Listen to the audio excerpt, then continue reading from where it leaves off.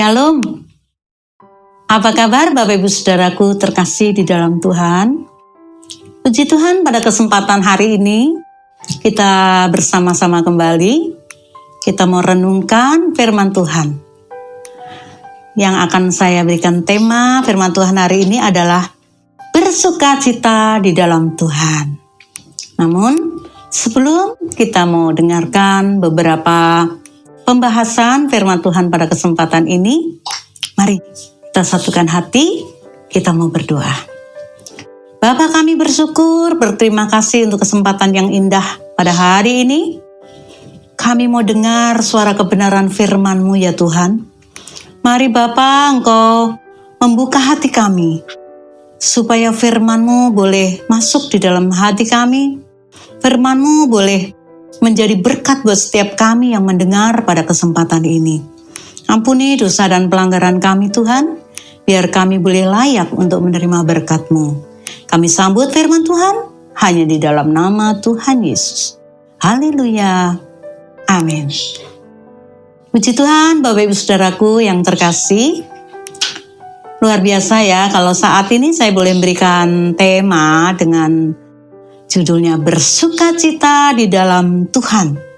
Ya, kenapa harus bersukacita di dalam Tuhan? Mari kita mau baca dulu firman Tuhan di dalam Filipi 4 ayat 4. Di sana berbunyi, bersukacitalah senantiasa dalam Tuhan. Sekali lagi kukatakan, bersukacitalah. Bapak Saudara, dalam keadaan seperti saat-saat ini ya, pandemi belum berakhir. Bahkan kemarin kita mendengar berita di televisi, lockdown terjadi di Malaysia dan Singapura. Ya, dan Indonesia juga dinyatakan harus waspada. Karena arus balik yang habis mudik itu juga menyebabkan Corona kembali menggeliat ya, bangkit lagi.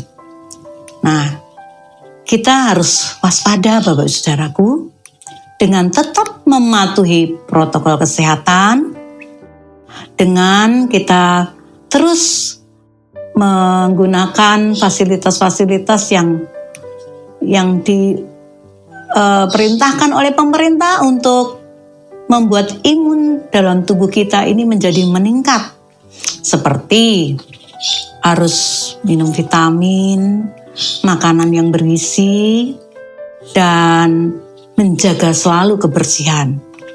Sehingga kita bisa bebas dari penyebaran corona yang saat ini mulai lagi ada. Ya, mungkin saat ini juga ada di antara beberapa saudara kita yang masih juga mengalami terkena musibah corona ini, sehingga ada mungkin di antara keluarga kita, saudara kita ada yang harus tinggalkan kita, ya. Sehingga ini membuat kesedihan, kekhawatiran dari anggota keluarga itu ada, ya, dirasakan. Namun firman Tuhan saat kesempatan ini sudah datang kepada kita dan mengajarkan, bahkan kita dianjurkan untuk tetap bersukacita. Nah, bagaimana menurut Bapak Ibu Saudara? Sulitkah? Tentunya tidak. Karena ada firman Tuhan tadi yang mengatakan bersukacitalah di dalam Tuhan. Sekali lagi kukatakan bersukacitalah. Kalau ayat firman Tuhan itu ada, itu artinya Tuhan memberikan solusi dan memberikan kemampuan kepada kita, anak-anak Tuhan, untuk kita bisa bersukacita, Bapak Saudara. Jadi kalau ditanya pada saat ini, ditanyakan, apakah kita bersukacita? Maka jawabnya ya. Kemudian, mengapa kita bersukacita?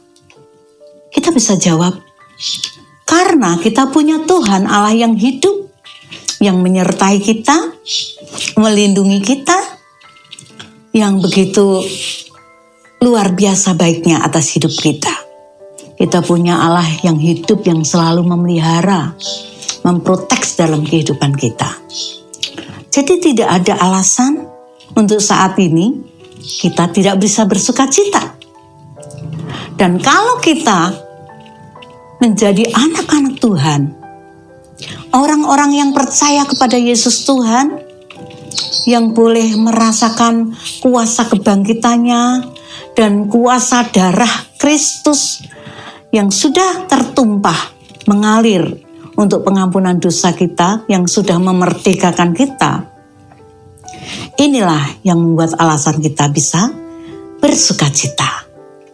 Kita mau belajar dari dua tokoh dalam Alkitab yang mereka bisa bersukacita dalam situasi yang sulit, dalam keadaan yang tidak menyenangkan, dalam keadaan yang menyakitkan, yang tidak nyaman, tapi dia tetap bisa bersukacita. Ada di dalam Kisah Rasul 16 ayat yang ke 25 dan 26, saya akan bacakan. Tetapi kira-kira tengah malam, Paulus dan Silas berdoa dan menyanyikan puji-pujian kepada Allah, dan orang-orang hukuman lain mendengarkan mereka. Akan tetapi terjadilah gempa bumi yang hebat, sehingga sendi-sendi penjara itu goyah, dan seketika itu juga terbukalah semua pintu, dan terlepaslah belenggu mereka semua. Luar biasa firman Tuhan yang kita baca saat ini, Bapak Ibu Saudaraku. Ya, jadi mengapa mereka bisa bersukacita? Paulus bisa bersukacita bukan karena dia memperoleh sesuatu atau janji-janji, tetapi karena dia fokus hidupnya kepada Kristus Tuhan yang sudah menyelamatkan hidupnya. Tidak ada lagi yang membuat dia takut, khawatir, bahkan kesedihan. Tetapi sukacita selalu meluap di dalam hatinya. Sehingga disitulah dia bisa memuji-muji Tuhan, memuliakan, mengagungkan namanya. Dan ketika dia memuji Tuhan, apa yang terjadi Bapak Saudara? Tadi dijelaskan, kita baca di dalam Alkitab bahwa sendi-sendi sel dalam penjara itu terbuka. Padahal penjara yang membuat Paulus dan Silas saat itu ada dalam tahanan itu dikunci, digembok sebegitu rupa. Bahkan kaki dan tangannya pun dirantai. Tapi mulutnya tetap bisa digunakan untuk memuliakan Tuhan. Itulah yang luar biasa. Kita sebagai anak-anak Tuhan, Bapak Saudara, Tuhan juga kita mau belajar dari dua hamba Tuhan ini. Seberat apapun persoalan yang saat ini kita hadapi, persoalan apa yang saat ini menghimpit dalam kehidupan kita, ya, apa persoalan yang kita saat ini sedang hadapi, biarlah kita mau seperti Paulus dan Silas bisa bersukacita, kita bisa tetap memuji Tuhan. Nah, alasannya ada 3 yang membuat kita bisa bersukacita. Yaitu yang pertama, kita bersukacita karena Allah menjanjikan banyak hal bagi kita. Wow, tentu Bapak Saudara pengen tahu apa ya janji-janji Allah, janji-janji Tuhan dalam hidup kita. Sehingga kok kita bisa dan mampu bersukacita. Ia menjanjikan penyertaan, perlindungan. Karena ia Allah Immanuel, Allah beserta kita. Di dalam Matius 29 ayat 20b, di sana dikatakan, aku menyertai kamu senantiasa sampai akhir zaman. Sampai zaman ini berakhir. Berarti janji Tuhan itu ya dan amin, Bapak Saudara. Tidak perlu takut karena pernyataan Tuhan gak ada batasnya. Selama-lamanya. Tidak ada yang perlu kita takutkan dengan masalah-masalah yang saat ini terjadi. Ya, gempa bumi, sakit penyakit, persoalan perekonomian, pekerjaan. Jangan membuat kita kehilangan sukacita. Tuhan mau kita tetap bersukacita karena Dia Allah yang menyertai. Karena manusia adalah makhluk yang lemah. Dalam Mazmur 144 ayat 3 dan 4 dikatakan, "Ya Tuhan, apakah manusia itu sehingga Engkau memperhatikannya, dan anak manusia sehingga Engkau memperhitungkannya. Manusia semua seperti angin." Manusia itu sama seperti angin. Hari-harinya seperti bayang-bayang yang lewat. Jadi betapa lemahnya kita, Bapak Saudara, tanpa Tuhan. Kita ini lemah. Dikatakan kita seperti angin, seperti bayang-bayang yang lewat. Ya, tidak kekal. Tidak bisa bertahan lama. Jadi kita membutuhkan janji perlindungan dan kasih Tuhan itu. Di sana dikatakan juga karena manusia adalah makhluk yang khusus atau istimewa di hati Allah. Luar biasa ya. Kita manusia itu makhluk yang khusus, istimewa. Kita spesial di hadapan Tuhan. Karena itulah Tuhan terus mau memprotek dalam kehidupan kita. Takkan dibiarkannya kita, takkan ditinggalkannya kita. Namun Engkau telah membuatnya seperti Allah dan telah memahkotainya dengan kemuliaan dan hormat. Karena kita ini istimewa, kita spesial. Apa yang membuat kita ini spesial dan istimewa? Karena kita dibuat segambar dengan Allah. Ya Bapak Saudara, kita ini diciptakan segambar dengan Allah. Jadi hanya kita ciptaan yang luar biasa. Hanya kita ciptaan yang sungguh mulia. Kita dihormati. Ya, kita menjadi biji mata Allah. Bahkan dari sejak kita dalam kandungan, Tuhan yang menenun kita. Begitu berharganya kita di mata Tuhan.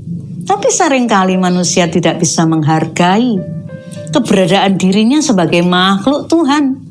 Ciptaan Tuhan yang mulia itu. Dia menyia-nyiakan hidupnya dan tidak bisa bertanggung jawab tentang hidupnya dengan sungguh-sungguh. Nah, apalagi Bapak Saudara yang membuat kita bersuka cita. Yang karena Allah punya janji-janji tadi, yaitu Ia menjanjikan pengamanan, perlindungan. Seperti ada di dalam Mazmur 91. Di sana dikatakan bahwa memang ada banyak ancaman bagi kita sebagai manusia. Tapi bagaimana Allah begitu baiknya melindungi kita. Apakah ancaman-ancaman yang datang kepada kita sebagai manusia? Yaitu sakit, penyakit. Ya, panah yang mengancam kita di siang dan malam. Kemudian penyakit yang menular. Untuk kesemuanya itu Tuhan menjanjikan perlindungan. Tuhan menjanjikan keamanan. Jadi kita bisa bersuka cita, Bapak Saudara. Dan Ia juga menjanjikan memberikan kekuatan jika kita lemah.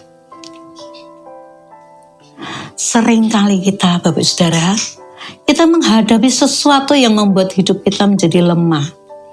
Tekanan-tekanan, persoalan-persoalan yang datang silih berganti, membuat kita rasanya tidak sanggup. Oh Tuhan, aku gak sanggup dengan persoalan ini. Ya memang kita gak sanggup kalau tanpa Tuhan. Kita boleh datang kepada Tuhan, kita boleh berserah kepada Tuhan. Ini aku Tuhan, aku menyerah. Seperti waktu kejadian Musa dan Harun, di mana ketika Musa mengangkat tangan, Tuhan turun tangan. Tuhan menyelesaikan persoalan. Ketika kita mengangkat tangan di hadapan Tuhan, Bapak Saudara, Tuhan pasti turun tangan. Artinya campur tangan, menyelesaikan persoalan kita. Nah yang kedua, mengapa kita bisa bersukacita?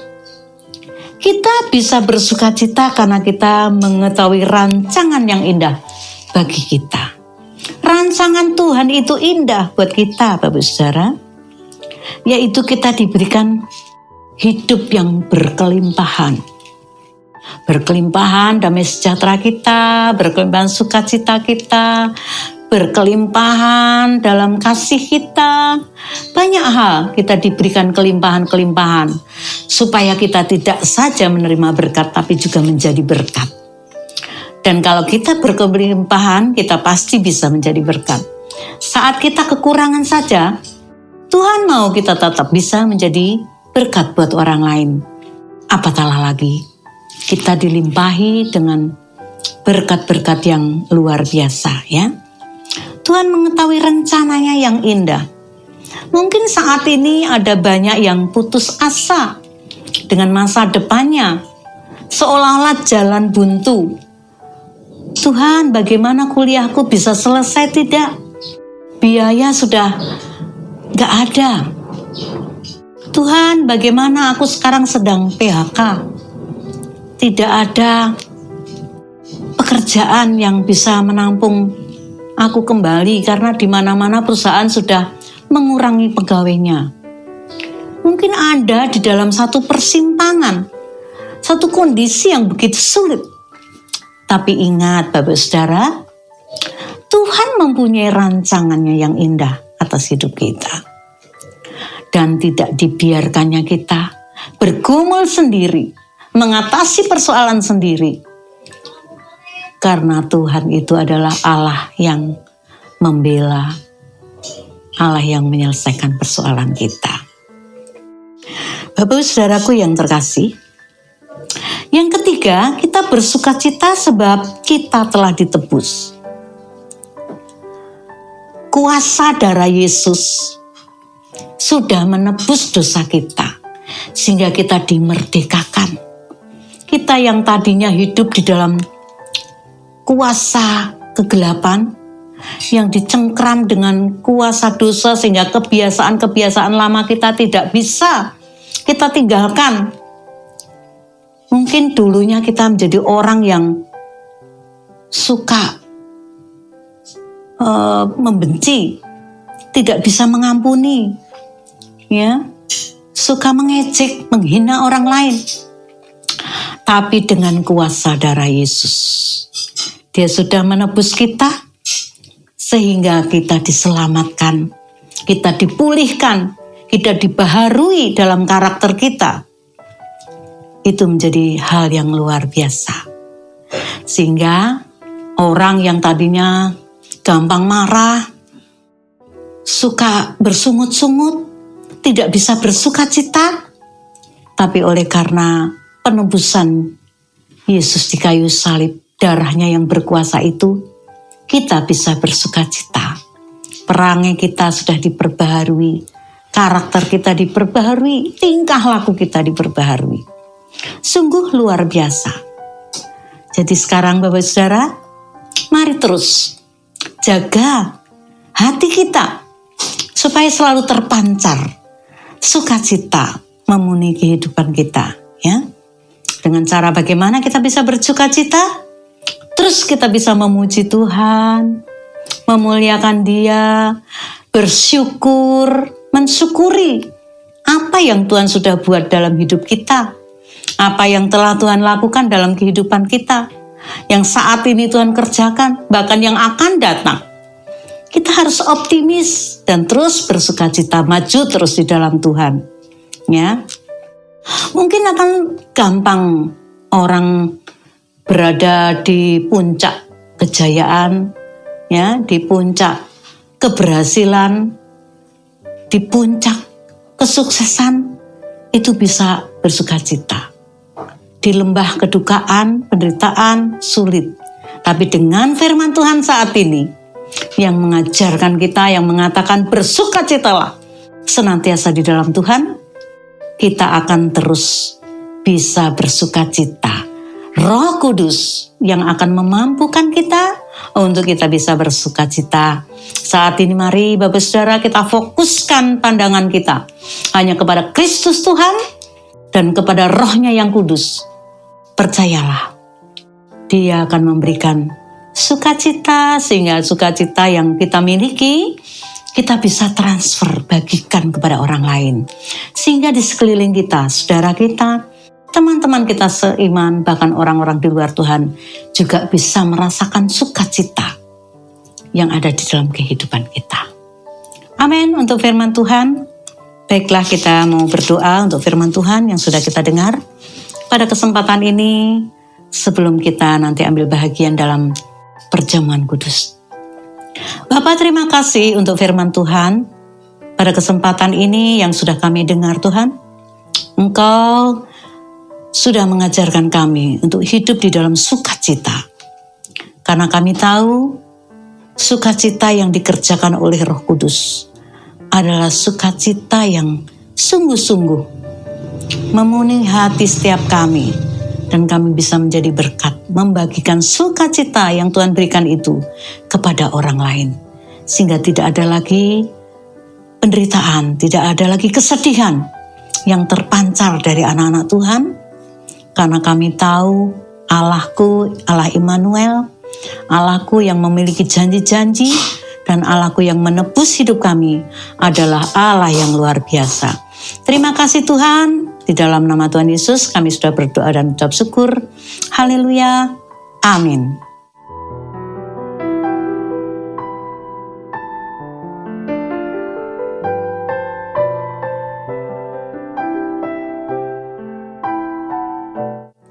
Bapak, Ibu, saudaraku terkasih, saatnya kita akan mengambil bahagian dalam perjamuan kudus. Saya percaya Bapak, Ibu, saudaraku sudah menyiapkan di kediaman masing-masing. Mari kita mau mendengarkan firman Tuhan pada kesempatan ini. Namun sebelumnya kita mau berdoa untuk perjamuan kudus. Bapa, terima kasih untuk roti dan anggur yang sudah ada di depan kami, yang boleh melambangkan tubuh dan darah-Mu yang tercurah bagi kami, yang tersobek untuk kami saat ini bagi penebusan dosa kami. Terima kasih Bapa, kami mau sambut perjamuan ini, kami terima hanya di dalam nama Tuhan Yesus. Haleluya, amin. Karena itu saudara-saudaraku yang kekasih, jauhilah penyembahan berhala. Aku berbicara kepadamu sebagai orang-orang yang bijaksana. Pertimbangkanlah sendiri apa yang aku katakan. Bukankah cawan pengucapan syukur yang atasnya kita ucapkan syukur adalah persekutuan dengan darah Kristus? Bukankah roti yang kita pecah-pecahkan adalah persekutuan dengan tubuh Kristus?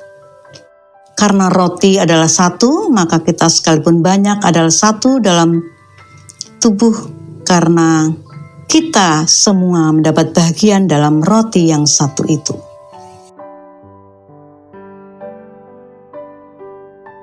Saat ini kita akan angkat roti. Sebab apa yang telah kuteruskan kepadamu telah aku terima dari Tuhan, yaitu bahwa Tuhan Yesus pada malam waktu itu diserahkan, mengambil roti dan sesudah itu ia mengucap syukur atasnya.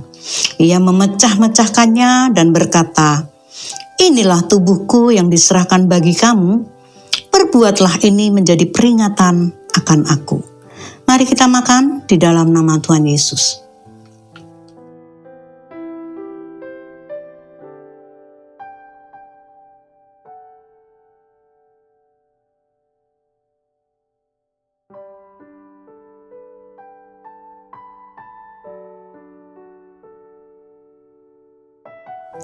Kita angkat cawan. Demikian juga ia mengambil cawan sesudah makan. Ia lalu berkata, "Cawan ini adalah perjanjian baru yang dimeteraikan oleh darahku. Perbuatlah ini setiap kali kamu meminumnya, menjadi peringatan akan aku." Mari kita minum dalam nama Tuhan Yesus.